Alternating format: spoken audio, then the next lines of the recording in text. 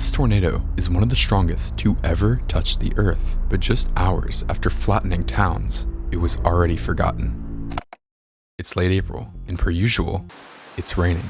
At the Storm Prediction Center in Oklahoma, forecasters watch a low-pressure system deepening across the entire United States, churning up an ominous mix of energy. This isn't just another spring storm. The ingredients for intense, destructive weather are converging. Warm, moist air surges northward, fueling potential storms with explosive power. Meteorologists know something is brewing, but the scale is still unknown. With each passing day, the models paint an increasingly dire picture. The atmosphere is primed for extraordinary violence, and the question shifts from not if tornadoes would occur, but when, and how extreme would they really be. By April 25th, forecasters' worst fears are confirmed. The South braces for a potentially catastrophic weather event. This is the prelude to the infamous 2011 super outbreak, a day that would spawn over 200 tornadoes and forever etch itself in history books. In the skies near Jackson, Mississippi, the first storm cell erupts at 2 p.m., its fury barely concealed. Within half an hour, at 2 p.m., the storm immediately shows signs of being tornadic. By 2:30 p.m., a thin, deceptively fragile-looking tornado descends near Philadelphia. This is merely the opening act, but unbeknownst to those in its path, the true horror is yet to be unleashed. The tornado remained relatively thin, but the power within the core was extremely powerful. Within just a couple of minutes, this thin tornado would show signs of extreme strength, debarking trees and completely flattening homes that were unlucky enough to be in the direct path. A tornado emergency, the highest level warning for a tornado, was issued for the county of Neshoba at 2:36 p.m. Almost simultaneously, the small core intensified dramatically. As the pressure inside dropped due to the sheer energy present, the soil beneath began to rip away, revealing a 3-foot deep trench of solid clay. Trees began to not only just get debarked, but have pretty much every limb violently ripped away, almost like they were sanded down to stubs. As the tornado tracked northeast, homes were essentially exploded inside out from the pressure difference, and then blown off their foundations until there was nothing left. More chunks of soil were ripped away, and as the tornado crossed over a road, a chunk of the asphalt was ripped away. Just as quickly as the tornado would form, it would lift, however, causing millions in damage and sadly killing 3 people. The supercell still had a long way to go before it would give up though. The storm began to create a new area of rotation in a process called recycling. A small EF1 tornado would brush the ground and pick up as the storm seemingly calibrated its structure, and just after crossing the border into Alabama, another, much larger tornado would instantly touch the ground. This tornado would become one of the longest track tornadoes ever, causing extreme EF4 damage in the towns of Reform and Cordova, Alabama. Nearing the end of its path, the storm began to shift towards the northeast as the tornado absorbed into the storm, signifying its death. By now, over 60 tornadoes, including 3 EF5s, had hit Alabama, and the super outbreak seemed to be decreasing in intensity as the sun began to set. The strong and prolific tornadoes that had occurred were now being broadcast to millions and rapidly gaining notoriety. However, our single storm, the same one with enough power to produce 2 record-breaking tornadoes, was hardly finished. At 6 o'clock p.m., the storm began entering Sand Mountain, an area near northeast Alabama. With the strength it had, if a tornado could form, it would parallel the devastation we had seen prior. The storm already had an amazing structure and a great environment, but even more extreme, mesoanalysis, which looks at atmospheric conditions on a local scale, showed that at 6 o'clock, the northeast corner of Alabama had some of the best vorticity, or spin, in the atmosphere. It also had the highest CAPE values, which is a measure of the amount of energy storms have to feed on. This area is exactly where the storm was going. It almost seemed like a ticking time bomb, and the fuse was about to ignite. At 6:22, a cone lowers from the base of the storm, and soon, wispy tentacle-like vortices reach down. This behavior was most likely indicating a struggle between the very ingredients making it possible. You see, the extreme shear allowing the storm to rapidly rotate into a tornado was also too strong, making it that any formidable structure would become overwhelmed by the spin and get torn apart. So the thing is, If this tornado is able to find a balance that is stable enough, these ingredients will morph from a handicap to a steroid, fueling and sustaining the tornado egregiously. 2 miles away, on County Road 432, Charlene Stevenson, a young photographer, gets a tornado warning on her phone. As she peers outside her window, she sees something strange looming above the trees and grabs her camera to record what's going on.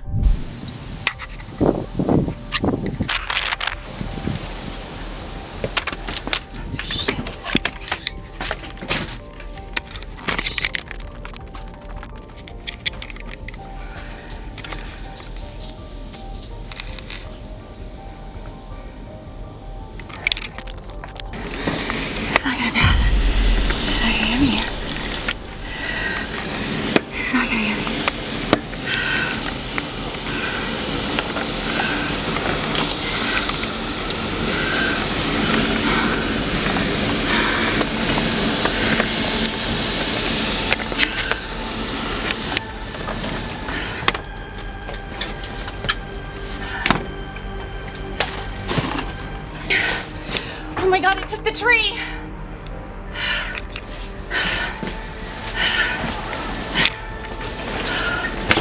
Oh my God.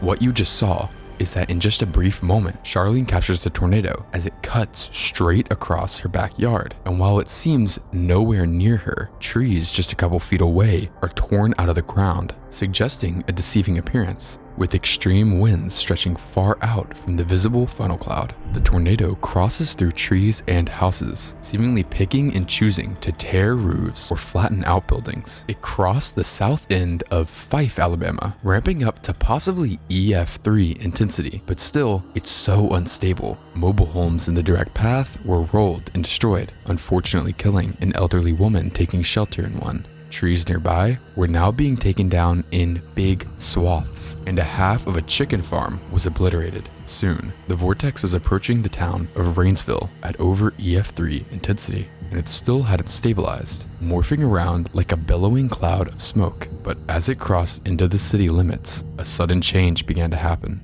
Tony Walls grabs his phone and records what's happening.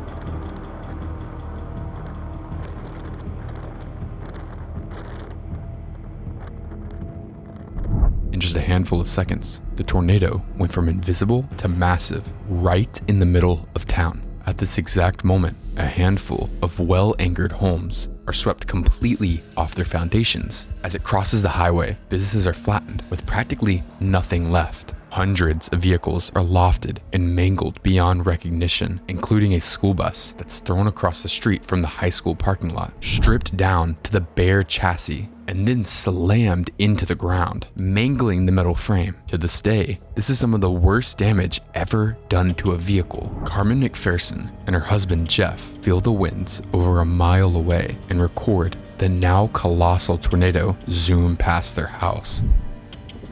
This is the tornado that just passed over our house.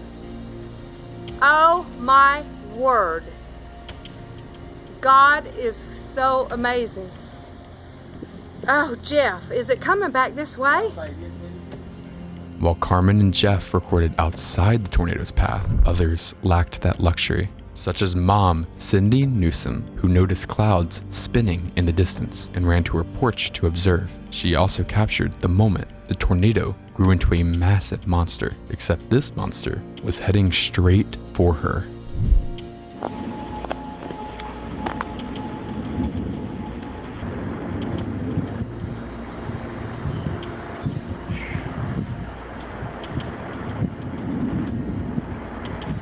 Oh my God.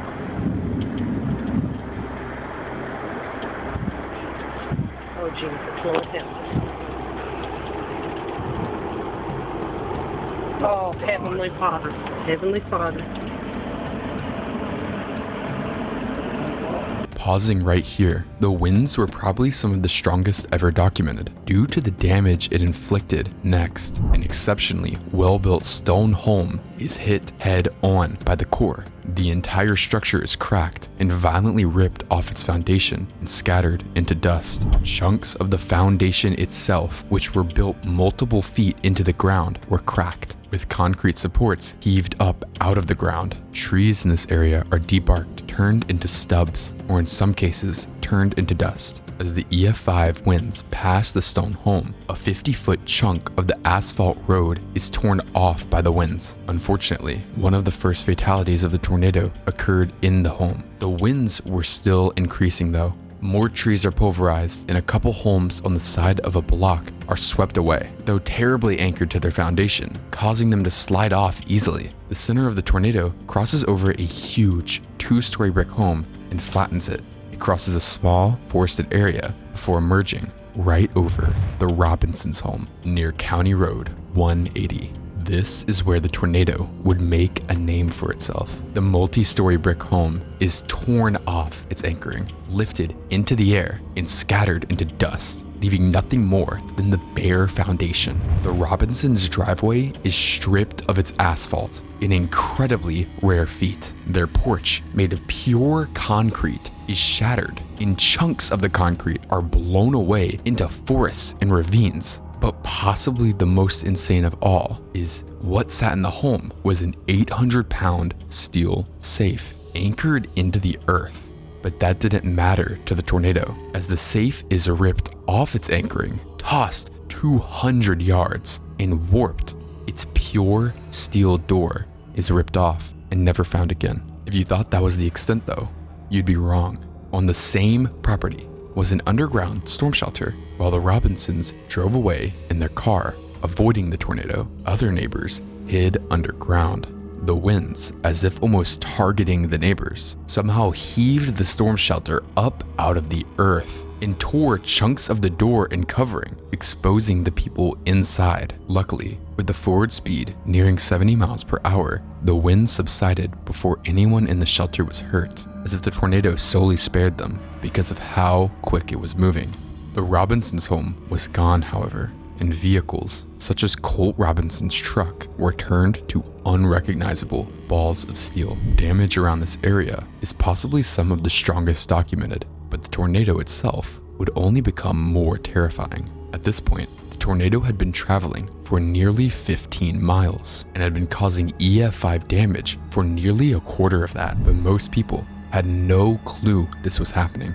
You see, just a couple minutes before the supercell would enter the area, the KHTX radar site went down, forcing meteorologists and citizens to use radar from much farther away, and subsequently much lower quality. In fact, if it wasn't for last-minute decisions to begin treating storms in the outbreak more intensely, it would have been possible. No warnings would have even been put out for the storm. Unfortunately though, it was there, and nearing a mile wide. More large homes north of the Robinsons are swept clean, and there's evidence that over a dozen strips of asphalt were torn away here. The suction of the vortex is now strong enough to rip away grass and topsoil, leaving a lighter color to the ground as the dirt beneath is exposed. To the northeast, Callan Wold films the vortex approaching his home. In the video, the tornado is still enlarging, suggesting it still isn't even at its peak stability or strength. At the same time the video is being filmed, a small mobile home park is sideswiped by the winds, taking every single home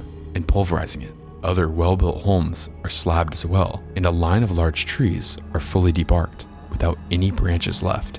Unfortunately, multiple deaths would soon follow, as the same neighborhood where Callan was filming takes a direct hit. Dozens of well-built homes are swept away. Trees turn to dust, and portions of a sidewalk are ripped away. He emerges from the dust to find his home was one of the only ones to escape the winds intact, as most of his neighbors are injured and killed, with their homes essentially gone.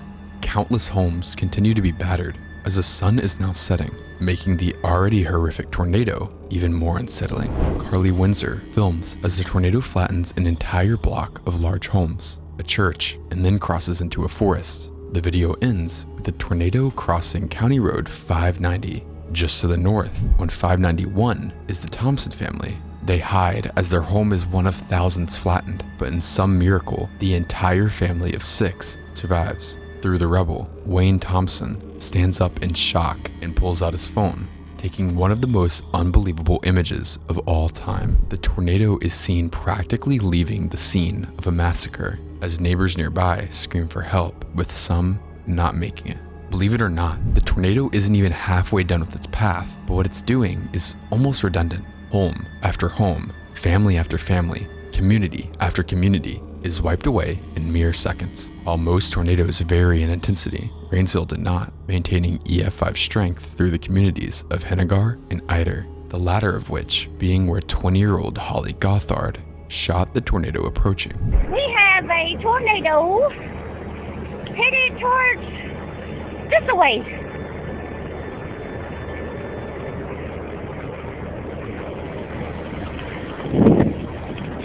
Mama, Daddy! Where y'all at? Where y'all at? Another view of the tornado is seen as Paul Todd captures the tornado essentially from above it. The tornado is now beginning to encounter extremely mountainous terrain, climbing heights of nearly 2,000 feet before plummeting down valleys of similar height. The winds do not falter, however, maintaining extreme intensity and shredding forests. Fortunately, due to the mountainous terrain, no homes are being hit.